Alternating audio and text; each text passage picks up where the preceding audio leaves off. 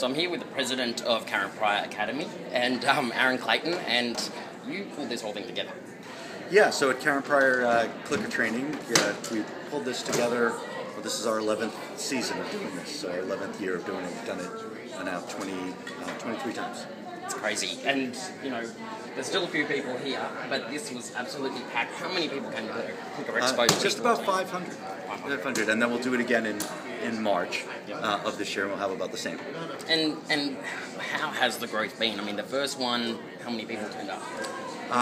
Let's see. The first one we did, we probably had a little shy of 300 people, probably. Yeah, we did it in Chicago, of all places, and it was a smaller program, and it's grown a lot since then. So there's been a lot of growth now. You're doing it twice a year, and you're doing it in different parts of the country. Yep. Has the crowd changed? Like, when you look out there, when you do your opening speech and your closing speech, when you look out, is there a difference? Is there a change happening? Is there a different type of human coming along?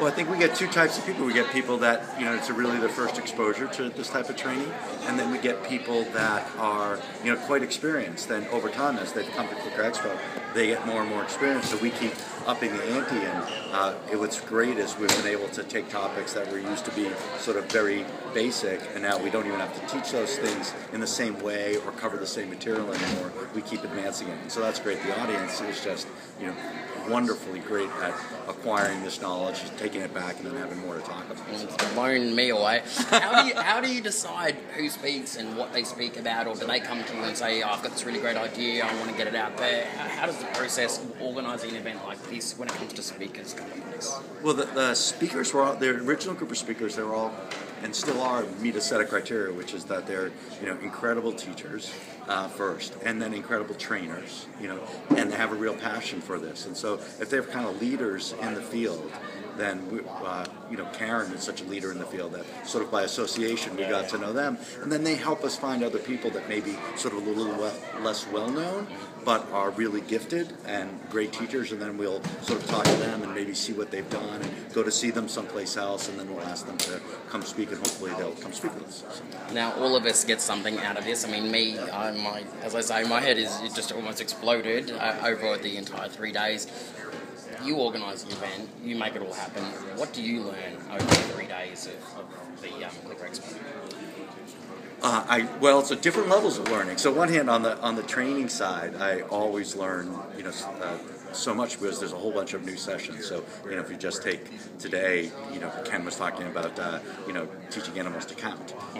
You know, all new for me. You know, completely new, that concept of modified gears. Kathy today talking about the Premack principle, or Emily Larland talking about what she talked about with multi-dog trips, or Sarah Owings with shy dogs. All of that information is new, so there's always a whole bunch of new information. I always go back very inspired to work with my dog. And then there's all kinds of information at the sort of, you know, business level, just what's working, what's not working, how do you keep reinforcing things that you want to happen while you've got new activities to do, because there's a lot about reinforcement that exists in this environment too. And what I feel is what they teach me every year is when we're not being clear, and when we are being. And I think the real thing that makes Clicker Expo stand out is these people, because they're such a community. They really help one another during the conference. They really love training, and they love to help other people learn. So you get experienced people, and you get new people, and you get people with their dogs. And the dogs are all, like, you know, primarily they're really well behaved. You get 100 and something dogs at this conference. And you hardly notice that there's dogs here, because they're just, you know, really happy and really well behaved.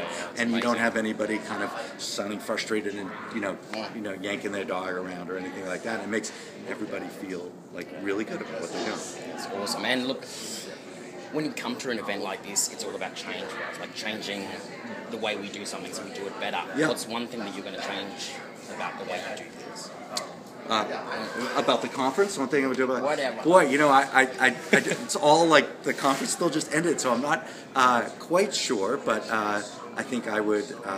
There was, one or two kind of signage issues, or little stuff like that. But from a big perspective, we made a whole bunch of changes this year. We introduced, a couple of shorter programs and longer programs. We introduced a whole bunch of new speakers into it.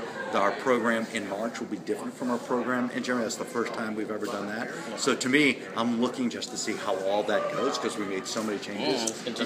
So one thing you learn is kind of like make the change, see how it goes, assess. Evaluating. Evaluate, assess it, and then move it forward. But did you like the program? It's your first time here. What did you think about the program? Well, in your feedback form, I hope you give me I'll also. be back, mate. That's my feedback. I'm coming back, and hopefully you'll do one in Australia. Well, hopefully we can do one in Australia. We'd love to. We'll do the first one next year in Europe. So that'll be. So then Australia not far from that. Awesome. Thanks, Aaron. Thank you.